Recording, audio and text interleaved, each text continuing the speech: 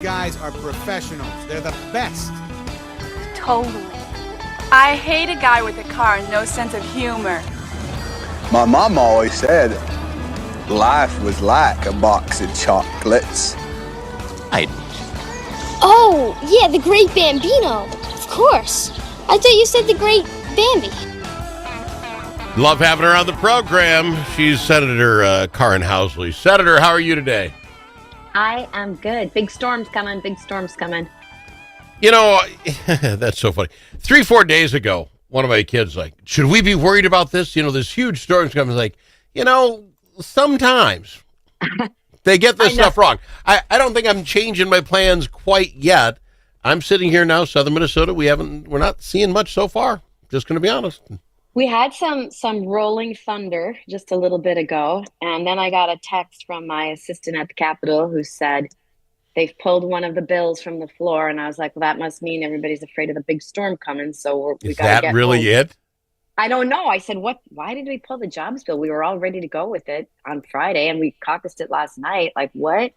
Yep, they pulled the bill. And Hoffman's bill tomorrow got pulled because now they moved this one to tomorrow. So I don't know if it's because of the storm, but I'm guessing it is because it's supposed to roll in at like 4, and that's right when we'd be starting it. So See, maybe I'm missing something. You tell me. Last week we chatted. You had 4 weeks to get everything done, right? I mean, 4 weeks doesn't seem like it's a long time, but it isn't in your line of work. Now a whole week has gone by. I can't pinpoint anything that I read got done, and now you're going to take they're taking the day off because maybe it's going to be really stormy. Do you think anything's going to get done? I mean, what am I missing here? you know what you're missing?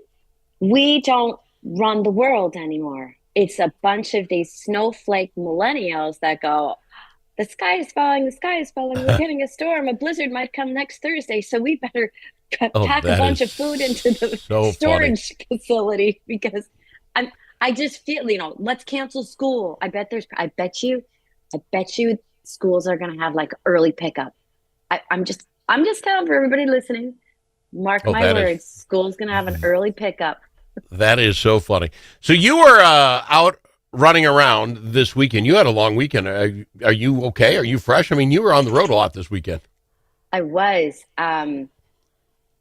You must be following my Twitter. Oh, I do. I know that sounds bad, but I do. Yes. I did. I went up to, this is just not a good story. There's a senator from the Iron Range named Grant Housechild who is from North Dakota. He moved to Minnesota and decided he was going to run for the Senate like 2 days after he moved there. He's the last Democrat up on the range. And he thinks he can get votes by going into somebody else's district on the range and say, I'm going to save the Hockey Hall of Fame. So that's his whole MO right now is I'm going to save the Hockey Hall of Fame. So I was like, hey, Grant, this was all last week.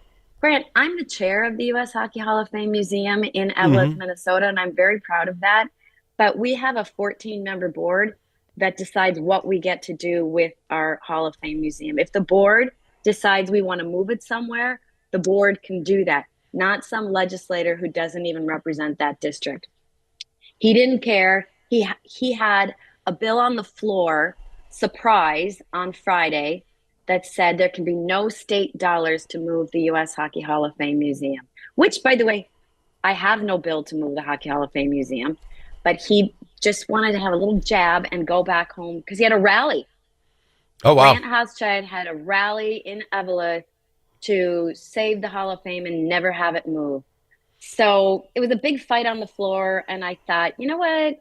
I should probably go to that rally and see what this guy says about me. And it was not good. It was not good. But anyway, he looked like a fool because he didn't get his bill passed. There was 80 people at the rally. I counted 3 times. Nobody showed up. It was supposed to be people over politics. And there were no people that spoke. It was all politicians, all looking for votes. Well, so it just made me mad to use the U.S. Hockey Hall of Fame for a political pawn for you to go get votes. So this is back to my, I wonder why we can't get stuff done. back to 3 weeks and some days, and here we are throwing a bill up that no one's ever talked about, moving the Hockey Hall of Fame. But I came up with a bill, and then you got to vote on it, you got to talk about it, you got to do the thing. How many, if you took a guess, how many of those kind of showcase bills, they're not going anywhere, but I make a bill to make myself look good, how many of those do you guys got to muddle through in a good session? Each day about 6 hours. Get out. Seriously. Oh my God. I know. Oh my God. I would go nuts. Each day about 6 hours. And everybody wants to make their point. And they not only want to make their point today, they made it last week. They made it 2 weeks ago. They continue to bring this forward because their people back home want them to. No, their people back home don't want them to. They want you to get things done. I heard John Hoffman this morning saying that he wants to go to a full-time legislature. That is the dumbest thing I have ever heard. I knew you'd have a comment if you'd heard that. As he's saying it, I'm like, you've got to be kidding me. Did you hear my response? You do that, and we'll just go work on continuing resolutions. There'll be no reason that we have to get stuff done. We'll just keep this going the way. You will never get anything done. We would never get anything done. If we don't have that deadline, June 30th, we would not have a budget. And you're right, we would just have continuing resolutions just like they do in Congress. So, no, we do not need a full-time legislature. I like a citizen legislature where we have real jobs out here in the public, and then we go represent our districts at the Capitol. Does it bother you that, I mean, even though this is a 3 and 5 month, depending on the year, job, you own a real estate company, you're a realtor, how few of your fellow patriots have quote-unquote real jobs, out and writing checks and that sort of thing? It bothers the heck out of me. How can you go represent the real people of your district when you've never had a real job? And when college kids come to me and they say, you know, I really, really want to be a senator, or I want to be a House member, like, what do you think my path should be? And I'm like, go out there into the real world, work for at least 20 years, and then come back and bring what you've learned back here. But when they go, they get their degree in political science or a law degree, and then they come straight to the Capitol because they know what's best for the daycare worker and what is the best thing for her, or a school teacher. They know better than everybody else, yet they've never worked in the real world. And it drives me nuts. Like, have you ever sat down at a kitchen table with somebody whose house is in foreclosure because they can't afford what's going on in the country right now? Yeah. Nope. They're just going to continue to raise your taxes. So, wow. You feeling better? Let's get it. You feel lighter. You look lighter. You look like you just sat another inch taller. Let me ask you this. So, Congressman Angie Craig is going to be announcing, according to the take this morning, going to be announcing tomorrow that she is going to run for that Senate seat. Now, I said this on the show. I think this is amazing. Angie Craig raised $1.2 million having not declared that she was going to run for anything. These people, her Democrat, they love her. Here's the money. Use it for the Senate now. The Senate race, she has got to be the number one candidate. Now, I'm sorry, Peggy Fleming, Lieutenant Governor, sorry. Melissa Lopez Franzen had you on the show. Love you. Guess what? I think a U.S. Congresswoman with $1.2 million is now the front runner. Would I be wrong? Well, first of all, Peggy Fleming was a figure skater. Peggy Flanagan. I was like, nobody knows who Peggy Fleming is except you and me. Name recognition is everything. That's on me. Oh, my goodness. Thank you for being there, Senator Housley. Good catch. Yeah, Angie Craig is by far the front runner, and the reason she raised $1.2 million is because I think people were encouraging her to run. The second Angie Craig is in the race, it's over for the Democrats. I mean, she's really loved by the party. And, you know, Melissa Lopez Franzen is a nice person. Peggy Fleming Flanagan's a nice person. Stop now. I'm sorry. You're going to trip up so many more times in the next year. It's in there now. Nuts. But yeah, and we all were just waiting to see if she was going to do it. Like, is Angie Craig going to jump in? Because Angie Craig, she has used the Amy Klobuchar playbook in her politics, and she goes out there and votes right with the radical left, but she comes back here and she talks like a moderate, and nobody really knows how she's voting out there. So, yeah, but that's okay. We still have it. We have a big chance to win that, so I'm excited. Well, and that sends up now CD2. That's wide the heck open now. Now, a lot of people are jumping in here. Little is looking to get in, and Matt Little, Senator Klein, Aaron May Quaid. I mean, they're lining up on their side to do that, which they said, you get an open congressional seat, people are going to line up. But what bothers me about both those lists, you can name off a lot of pretty big named Democrats that are lining up. Governor looks like he's going to go back in. That'll shut that down. Just aren't a lot of well-known Republicans yet, and I'm getting concerned. Quite frankly, I'm getting concerned. Yeah, don't be concerned. We do have a bench. We have a bench in CD2. There is Senator Zach Duckworth. There's Senator Eric Pratt. And I don't know who all is on the House side. John Kosnick is on the House side. We've got some really, really good, and I shouldn't say moderate conservatives because then the conservatives get mad, but that can talk just like Angie Craig in the district and then go vote conservative in DC. I think we're going to be okay on getting a good candidate there. I really do. Okay, fair. A good candidate is needed, but you're $1.2 million behind already. She's got that in the bank. She just announced those seats are a lot of money. What do you think that Senate seat's going to run? There'll be $40 million spent. How much is the actual candidate have to raise? I know when I ran in 2018, I raised $5 million, and that was just in 5 Holy months Hannah. because it was a short one. It was the Al Travis. Look at Al Franken. See what you did there? You Yeah. convinced. Oh wow, Now I'm that hurt. humbled up there. I think that seat you're going to have to raise at least $5 million, but Angie Craig will raise 10. She will. Okay. Yeah, and it'll be a $40 million seat because Yeah. it is doable. We can get it. So, it's going to be a lot of money. But I'm going to help whoever the Republican is. Let's get these people out because the names are just so little. The Democrats, it's a who's who. We got to get them out there. Your thoughts? The State of the State address from Walz. You must have seen it online or been there. Don't you feel great about Minnesota now?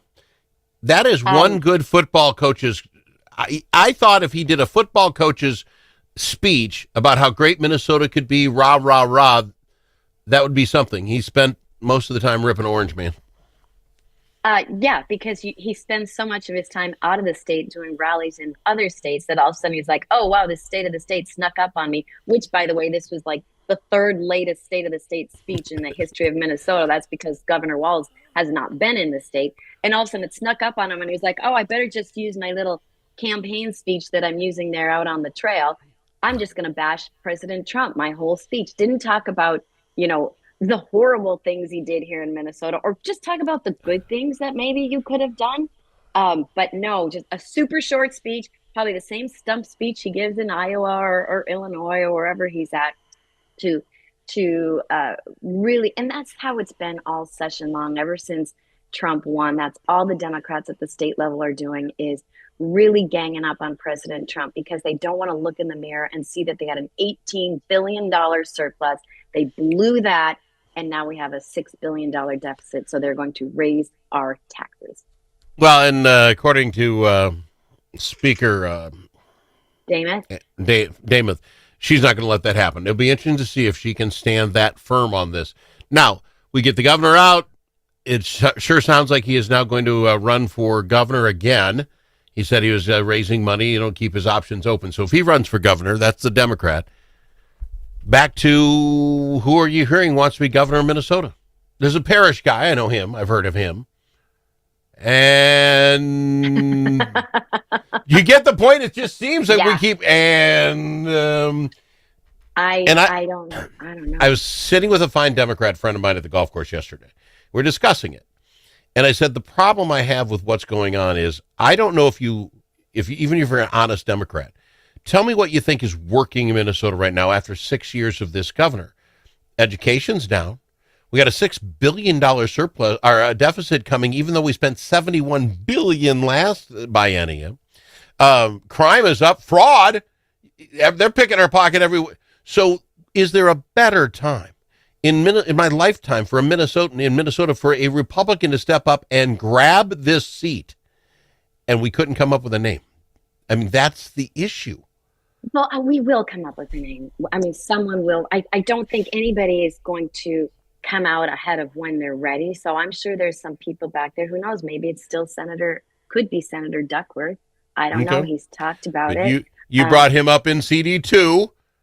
Well, we're just going to run him everywhere. Well, that's what I'm saying. He's going to, and he'll be lieutenant governor. He's also wants to be the secretary of state. Yeah, okay. Well, he's a good guy. I like him a lot. He's a good guy, but you're right. There is no better time for somebody to step up and challenge Governor Walz, because he has done a very, very poor job. I haven't seen Tom Hauser's ratings, KSDP, what his approval rating is right now, but it has to be pretty low because it's just been a fiasco. But I still can't believe he won a second reelection. I cannot believe he won that. So I don't know. We've got to find somebody. Maybe, Right. I don't know, Al Travis. No, I couldn't handle it. Just what you said about spending 6 hours listening to crap bills so some guy could sit up there and token, say, hey, I kept Ely to keep the Hall of Fame, knowing that it was going nowhere. I would go nuts. I don't think I'm the brightest guy in this yet. I'm really, but I can't do mind-numbing stuff for any length of time. I will fade away. I was super tempted to bring a book today, but that just looks horrible if you're sitting on the floor reading a book. But I'm not kidding you. It gets super long, all about nothing. Yeah. So give me this. Give me the odds, because we're doing all this NBA stuff, and they say the Lakers are going to beat the Wolves by 5. What's the odds of you guys getting done before the session is over? Getting the budget done. Yeah. I'm going to say there's a 100% chance we go into special session. Oh, ow. Okay. Them pretty good odds. You're thinking no. What about a bonding bill with 30 seconds? We've got 30 seconds. Is there bonding going to happen? I hope so. I really do. We really want to get one done. We really need one. Roads, bridges, infrastructure, water treatment. We've got our little package together, ready to go once everything else is agreed upon. So we got to get that budget. Otherwise, can't agree on a budget. We can't have a bonding bill. And I believe we've got it set now. We will not I say, be moving the Hockey Hall of Fame. This is going to stay right where it's at. We're good with that now? I don't know. It's up to the 14-member board. That's fair enough. Fair enough. I got to fly. Appreciate you being on, Senator. Always a pleasure. Yeah. Senator Karin Housley on the Al Travis Show. All the special interests are represented in St. Paul.